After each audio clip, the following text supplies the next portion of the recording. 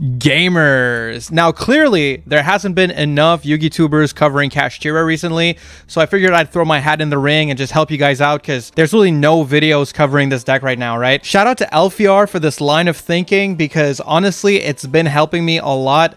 I feel like going second might actually be better for Kashtira in this format. I'm really liking Lava Golem. I think Lava Golem is insane in this deck, since you often, most of the time actually, you don't need your normal summon at all. So Lava Golem is just kind of crazy because it's an out to the Pearly boss monster, it's an out to Arise Heart, obviously, and it's just a really good card in general. Even those like silly combo decks like Dragon Link that you see like pretty rarely right now, but from time to time, you know, you'll get rid of the two most impactful negates with the Lava Golem, and then, you know, you can kind of do what you want. Also, Thrust is really crazy. I might even bump Thrust up to 3 right now. Like, my deck is looking a little tight, like a lot of weird choices too. I'm running Herald of the Abyss as another way to out the Pearly boss monster, Pearly Noir, well, X Pearly Noir. Yeah, this card basically makes your opponent send the X Pearly Noir to the graveyard, so it plays around the fact that the monster's unaffected, and it's searchable off of Thrust. So even though this might look weird, for me, it's been actually quite good. And honestly, like, even not to out Noir, just as a random 1-for-1 type of card, even when I draw this card, it's come up for me pretty often and just been, like, actually good.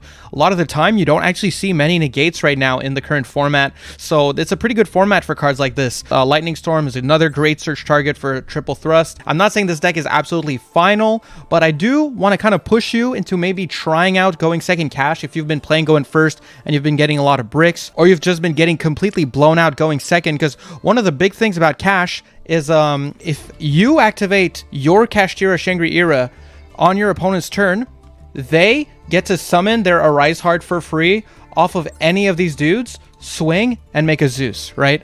So Kashtira kind of hard loses to itself going second. You really want to go second in the mirror match, and for that reason, I'm just picking second right now. There's a bunch of cash everywhere, and I really think this is a good way to play the deck. I have a couple of good replays. We're going to do some live gameplay as we always do. Right now, we're in Master Rank. I'm on a little bit of a 5-game win streak. Nothing too crazy. We're only in Master 4 right now. You know, I've been testing the deck quite a bit. I was testing going first at first, and honestly, it wasn't really clicking for me. I really don't like that when I'm in the mirror match and I'm picking going first, I'm setting on my whole board. It's either you choose to respect Nib and just pass on Arise Heart, which against Kashtira, a single Arise Heart is just not that good. And then otherwise, you know, you can pass on like the full board with the Arise Heart and the Shangri-Ira and the Big Bang set or something like that. And I mean, that's good, but if you're doing the mirror, that's even worse, because then you activate Shangri-Ira effect on your opponent's turn in the standby, and oh my goodness, you're about to get blown out, you know? So for that reason, I've just kind of decided to try going second. Shout out again to LFR. It's been working out really well for me. We'll start with the live gameplay. We usually start with the replays. I decided, you know what, today we'll do live gameplay, then we'll do replays, then I'll do a card by card. Even though you've already seen all the cards, you probably know what all the cards are. We'll do a card by card at the end for the people that don't know the card names, and then that's going to be at the end of the video. So let's get into it. All right, so we're going second here, and let's see what we're looking at. That's really good. I'm not gonna respect the thrust, even though they likely will. Like, even if they have the thrust, I'm saying I would activate Maxi even if you had it, basically, you know? Oh my god, bro. How come it's always when I record these videos that I get these weirdo matchups, man? It's crazy. Floowandereeze? In this economy? What are you doing? He's setting 3 and passing.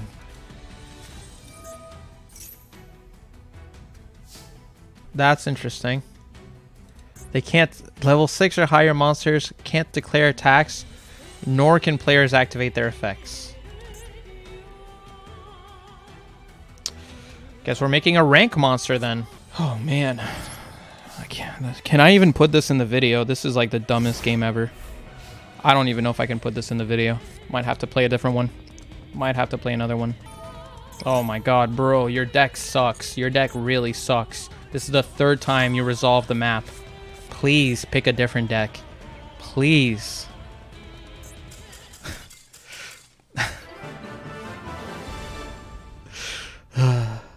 Yeah, I guess we'll have to play a different one. Okay, so our opponent loses a rank if they lose, so I'm really sorry to do this to you.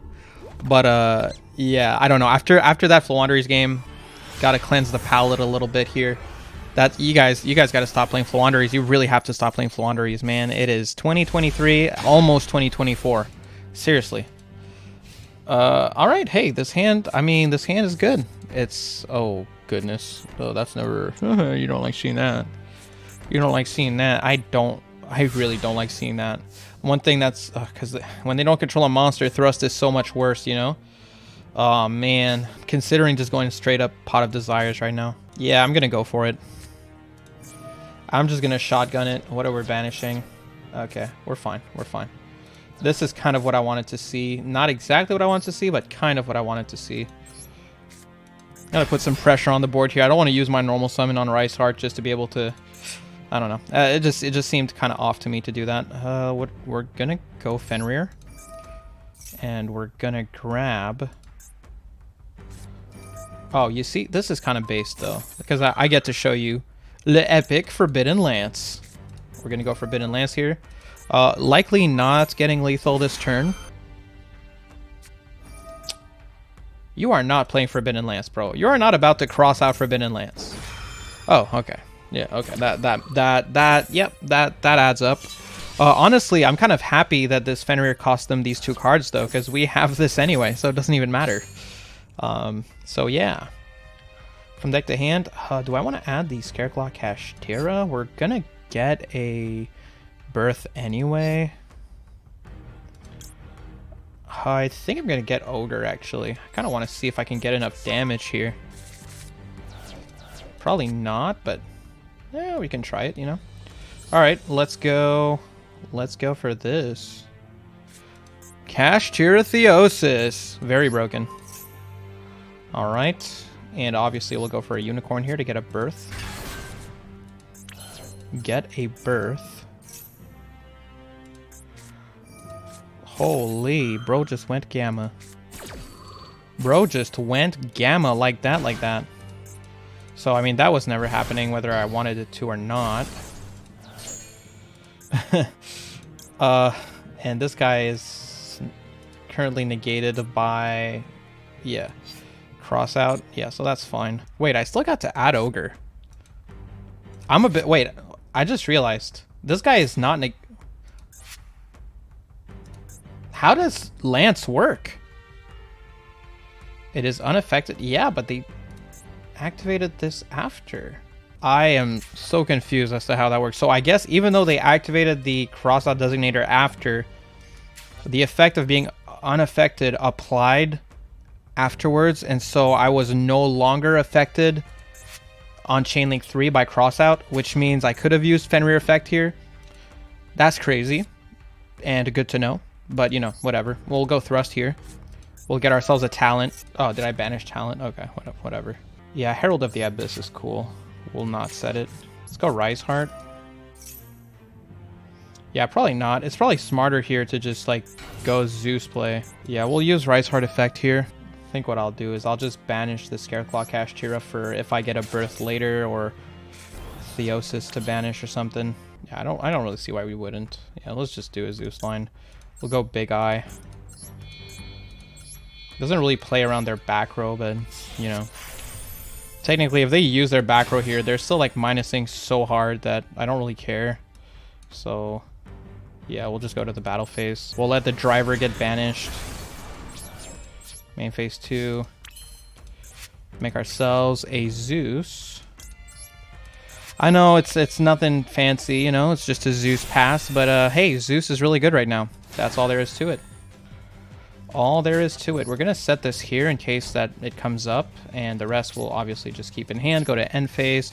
This will get banished.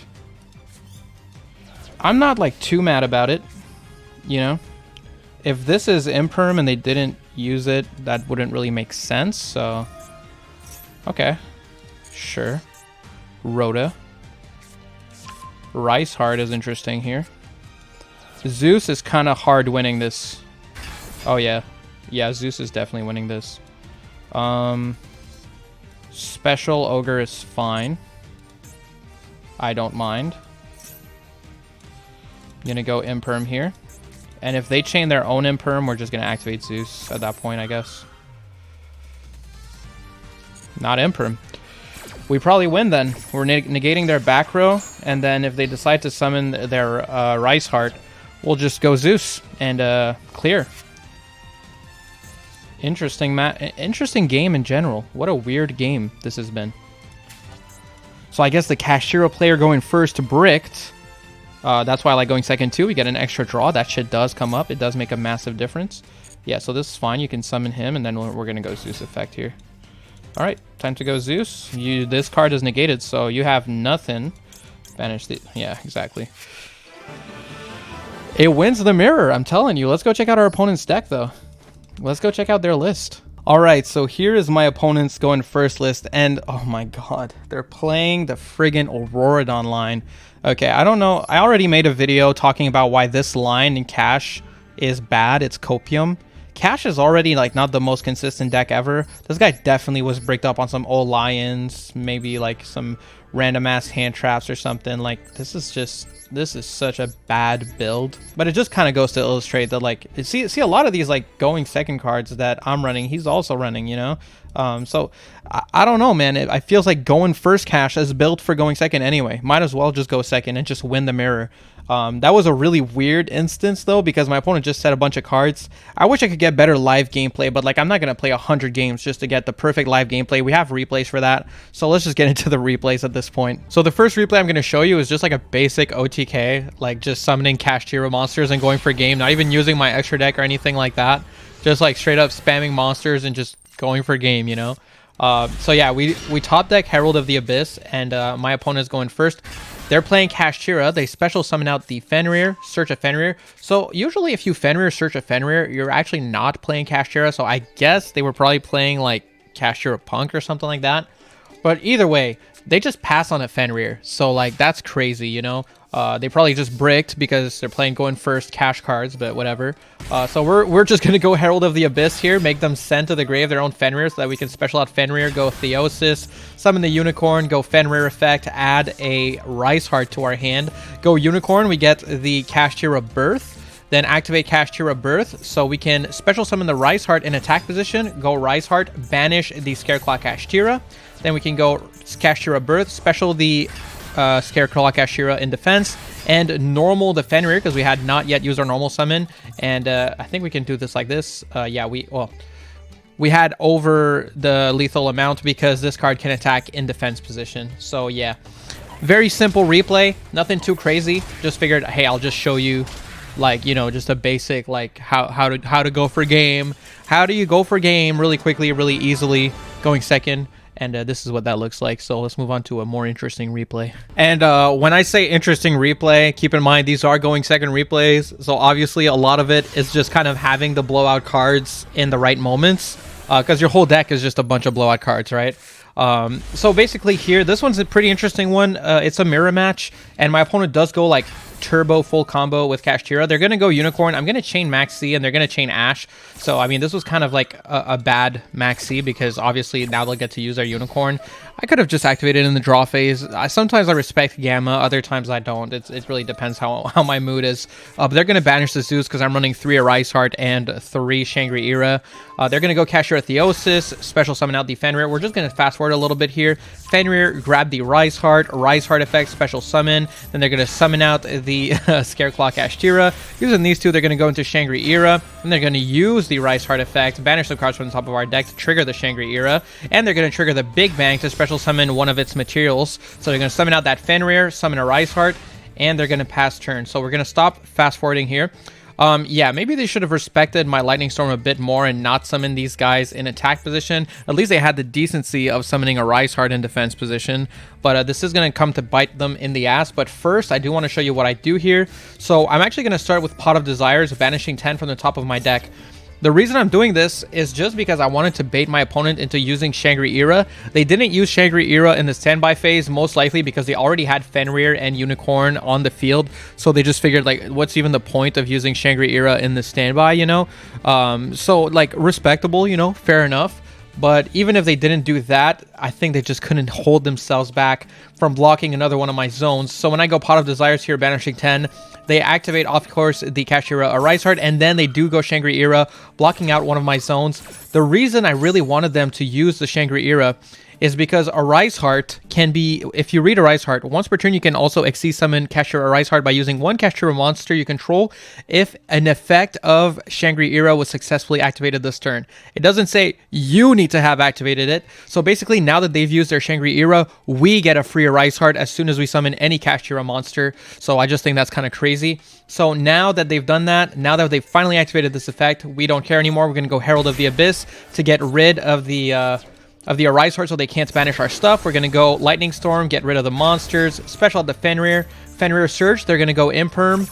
We don't really care about this at all. Like, at this point, we pretty much have the game in the bag anyway. They have one card left in hand. It's going to be such a simplified game state. We're going to have so much control. We're going to go for a Rise Heart here. A Rise Heart, banish one, and we make it level 7. Then we can use our Rise Heart to make ourselves a Rise Heart. And at this point, we're going to activate the Kashtira Birth effect. We're going to bring back, well, we would have brought back our Unicorn, but of course the opponent's just going to scoop it up here. And yeah, I mean, this was like pretty silly, right? So I just wanted to show that off. You know, that's like a pretty interesting thing about this mirror match is if they activate their Shangri-Ira and you're going second, you're usually just going to win the game. So definitely keep that in mind in this matchup. And let's move on to the next replay. All right, and for this last replay, I want to show you a grind game and I also want to show you a matchup other than Cash versus Cash. It's kind of hard to show you that because that's the vast majority of my games in ladder right now is just Cash versus Cash. But this is actually a different deck. It has Cash cards in it, but it's a different deck, you know? So my opponent is on Punk, so they're going to go for the Ogre Dance to grab the Ziamine. We have an Imperm, a Lightning Storm, a Pot of Desires, a Kashtira Scareclaw, and a Rise Heart. They're going to go Field Spell, activate Ziamine. Here, I got really greedy here. Like, should I have used my Imperm on Ziamine? Probably not. Like, I should have just waited for the fusion, honestly. I don't know. That was just a little bit silly. Part of me was just like, well, what if they go Chaos Ruler, and then, you know, they get to special summon a level 8 from their grave, and they get to go into, like, the Vampire Lord. So, like, in that case, Imperm's not quite as good. But I don't know. I still feel like I should have held it just in case for the Rising Carp. And here is the Rising Carp, and we don't have any negates for this. So they're going to go Rising Carp effect, summoning 2 from the deck. They're going to go Madame Spider, get the Joruri, Punk, Nashiwari Surprise, summon a Dragite, surprisingly, and bring back the Shark's Eye. This is such a weird board to me, but either way, we top deck the Golem, so we special the Golem, and then we wipe out the back row. We go Pot of Desires to draw 2. Don't really get what we want. We go Kashtira Scareclaw. We didn't have like the best of hands, so you know, we just like swing over our own Golem here, just so that they can't beat over our Kashtira Scareclaw, and we just pass turn, and we just get into this weird grind game here where we both don't have much that we can do. I draw into Kashtira Theosis, and of course they had the Ash. Of course they did. They were bricked on hand traps after all. But here we get to go Triple Tactics Thrust. I figure I'll just set a Theosis for later, like in the grind game. If I get to a point where I can activate Theosis again and resolve it, we can go to game a little bit easier. They're gonna, okay, this is actually crazy. I need to slow down the game here. They just activated Lullaby of Obedience. Pay 2,000 life points and declare one monster card. Your opponent looks at their deck, reveals one of the declared monsters, if there is any, and chooses one of these effects to be applied. The monster is added to the hand of the player who activated this card, or the monster who activated this card special summons the monster to their field and attack position. So basically, they just, because I'm playing Kashtira, they declare Fenrir, and then I have to choose if I put Fenrir in their hand or on their field, which is literally the same, by the way. So yeah, what the hell, dude? Like, what are people playing? But yeah, they went for this, and they had to pay 2,000 life points, which does bring us a bit closer to game. I'm not really sure that that was a good idea, but either way, they search a Kashtira Fenrir to deck thin, and funny enough here, they try to swing into our shit with their Fenrir, but so because of the Scareclaw effect, they don't get to banish anything. Here they're going to normal summon their Ghost Ogre. Yeah, that's Ghost Ogre, right? Yeah, Ghost Ogre, and pop our back row. So that's annoying, but we do have Ash Blossom, so at this point I'm like, okay, we have Baronne in our extra deck too, so we just need a way to bait the Omni Negate of Baronne so that we can pop the Baronne and just go for game. So I draw into Pot of Desires. I'm like, oh, simplified game state, they're definitely negating Pot of Desires. Go Pot of Desires. They use their negate thinking I have nothing left because I've been keeping this card in my hand the whole game, right? So yeah, this Ash in hand, normal summon Ash has never been this good. We normal summon Ash, go into Baron de Fleur, and yeah, we'll just use the pop effect, pop the Baronne, and just swing for game here. Ba-boom. Easy money.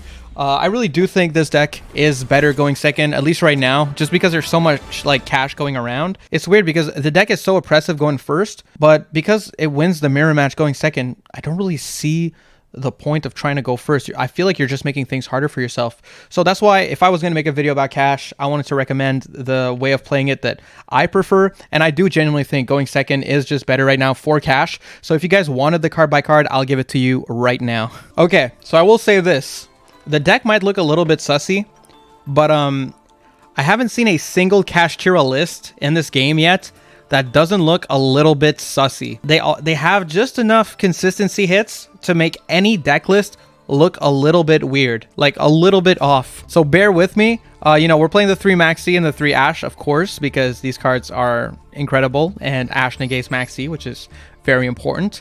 3 copies of Rice Heart, 2 copies of Fenrir, triple Unicorn, 1 copy of Kashtira Scareclaw, triple Lava Golem. This card is super important in this deck. I added the Nibiru. At first my deck was 40, and at some point I added the Nibiru because I just felt like it gave me like a lot more confidence when my opponent was taking the Maxi challenge. Being able to Nibiru while they're like taking the Maxi challenge is really, really important. So that's why I decided to add the 1 of Nibiru, 3 copies of Pot of Desires, 1 copy of Herald of the Abyss. I really do think this is like a really good search target for triple Tactics Thrust. I'm on this horse for a little bit here. I'm going to be playing this card for a bit. I know it looks silly. I know it can't be as good as like I make it out to be. And like, fair enough. If you don't want to play this card, like I totally get it, but it's been doing good things for me, so I like it.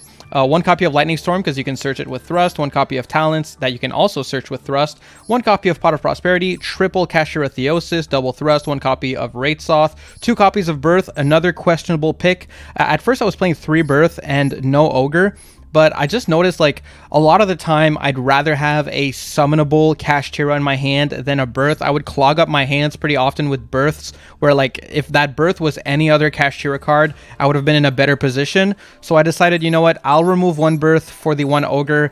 I don't really think this is optimal, but it's just been kind of weird for me, so that's why I'm only playing 2 right now. I'm not gonna really try to like pill you on this or anything. 2 copies of Forbidden Lance. I will try to pill you on this. This card is amazing. Has saved me so many times. Being able to not deal with Imperm is huge. And also Kashtira. When your opponent sets a bunch of cards, Kashtira can be a bit scarier to play. So definitely, I definitely think this card is like a must play. It's so good.